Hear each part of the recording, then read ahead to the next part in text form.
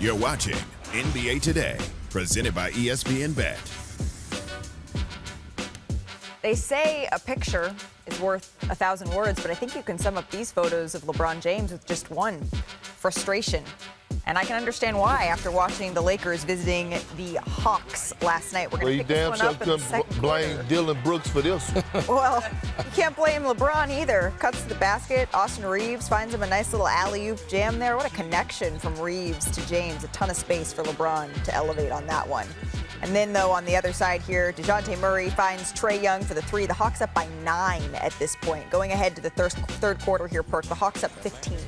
They're up 15, and look, no communication. Look at that contest by Austin Reeves. Like, that wasn't a contest where I'm gonna make you miss. That was a contest where I hope you miss. Transition defense, no communication whatsoever. This is Trae Young.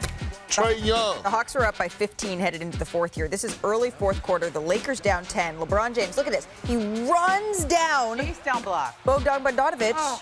But where's the help? That's draining. No Lakers getting back there. You can see it all over LeBron's face. He puts in the effort, and there's no one to help him there. And at this point, the Hawks just adding insult to injury. Murray was feeling it a little bit in this one. Murray, who, of course, has been linked, publicly at least. He was auditioning. He was auditioning last night. The Lakers, they tried to change up their defense a little bit here. Murray dribbles to the free throw line, essentially, kicks it back out. The Hawks, they take down the Lakers 138-122. Here's a frustrated LeBron after the game. We could, on any given night, beat any team in the NBA. And then on any given night, we get our ass kicked by any team in the NBA. I don't have any message for my teammates. Just go out and do your job. I mean, I'm not, appreciate it. Way to cut me off because I was about to go. So LeBron's press conference may have been cut short by Lakers PR, but they couldn't stop him from posting a cryptic hourglass emoji on social media last night. It also wasn't the only tweet that was sent out. That's the only one that matters. From the Lakers, Christian Wood, too. So I guess there you go. We'll put this up here. There you go. What was really on LeBron James's mind? Time's running out. Yeah. And we're not good enough. Look, there's something, you're not old enough to understand this phrase. Not even Perk and Ramona, they're not old enough either. I'm the only one who's old enough to understand this sentence. It's a sentence that's not spoken anymore about sports because everybody has analytics and they have all these numbers and they want to talk about rotations. And sometimes in sports, we speak to the competitive level of both the people playing it and the spirit they have or don't. And you come away with the following simple conclusion. These dudes ain't good enough. They're not good enough. The Lakers, this Lakers team is not last year's Lakers team relative to the Western Conference. All the other teams are better, including Houston, which knocked them around the previous game. These Lakers are not good enough. Getting DeJounte Murray's not going to turn them into a conference finalist. Are we watching the Western Conference? No. LeBron knows that frustration. Time is running out because they're not going to get any better. Let me give Bob Myers credit for this phrase. He talked about this with Rob Pelinka when we said, oh, is there a move? And he said, Rob can't thread that needle again. They threaded that needle last year. It was a great move. They get to the conference finals. We all came back thinking, oh, they got to the conference finals. They got the same guys. They re-signed They're not good enough. Oof. They're not. And that was a message to the front office on LeBron's social media. Like, do not take him for granted and do not get comfortable. Here's the big thing. The big thing is they really need to stop the bleeding, but they can't. They really need to pull They can't. They really need to pull a Milwaukee Bucks move because Darvin Ham has lost the locker room. When you watch the body language of LeBron James and you watch the body language of Anthony Davis, it tells it all. And so it's a ripple effect. And this has been one of my pet peeves with LeBron since he has entered the league and, took over the league and been the face of the league.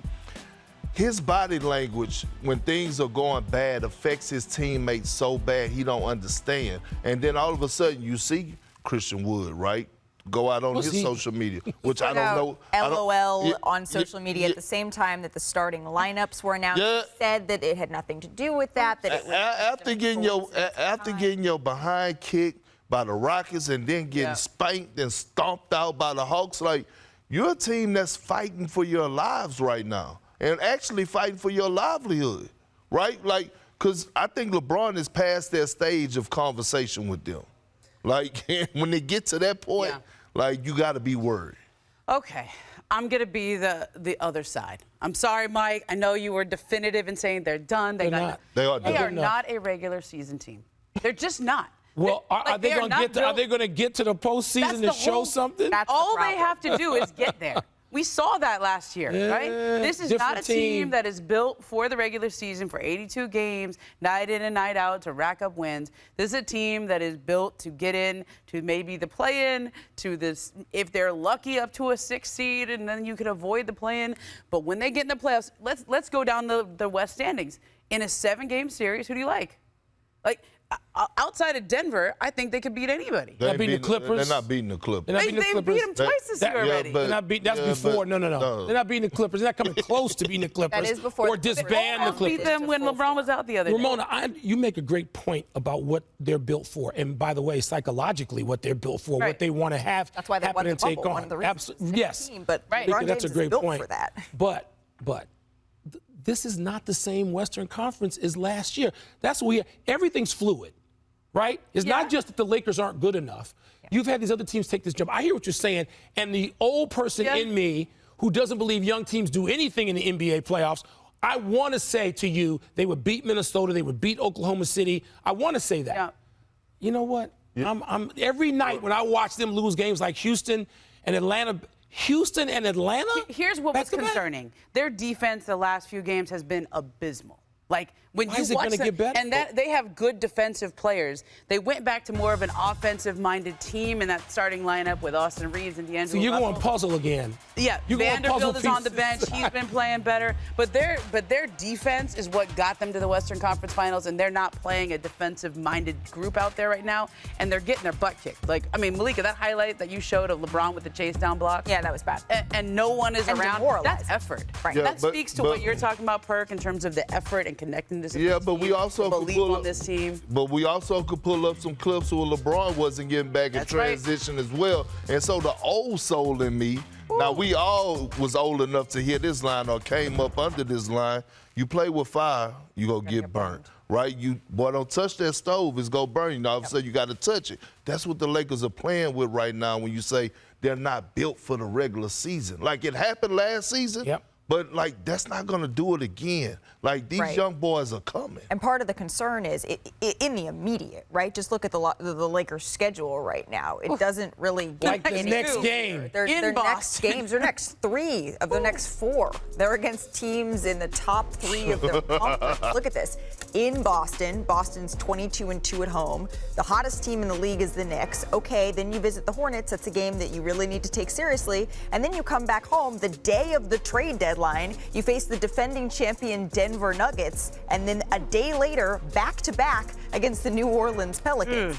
That's brutal. I don't know how you put it anywhere else. So where do the Lakers go from here looking at this schedule, Perk? Nowhere. I mean, honestly, like, it's no move out there that they can make that's going to put them back in the thick of things. Zach LaVine is not going to help. Bruce Brown is not going to help. Like, this roster is not good enough in a stacked Western Conference. So give up. The season's done. How does that sit with LeBron? You got LeBron and you got this. Yeah. Just keep selling tickets. So you do, and you keep trying it. You keep at it. You really think LeBron's just like, okay, let's No, that's not. Keep at it. Yeah, because that grinding nature is part of how you become one of the greatest players of all time. Yes, LeBron can do that. Can he drag everybody else with him? Yeah, that's what I'm saying. I don't know. We reached the subtweet stage of the. Perk gave a great representation of that, about what happens with the rest of the team. So is LeBron up for that at this stage, at 39 years old? And that's the question. I have no doubt that LeBron James will do it. I have no doubt that Anthony Davis, considering how he's been playing this year, we haven't even mentioned, will do it. He wasn't in that game last night against the Hawks. It's kind of everybody else. You can catch LeBron James in our next NBA Saturday primetime matchup on ABC and the ESPN app. The Lakers in the Garden taking on Jalen Brunson and the Knicks. Our coverage begins with NBA Countdown at 8 Eastern. For 11 years, it was Dame time in Portland. As Damian Lillard returns tonight, he tells us exactly what went into his decision to leave. That's next.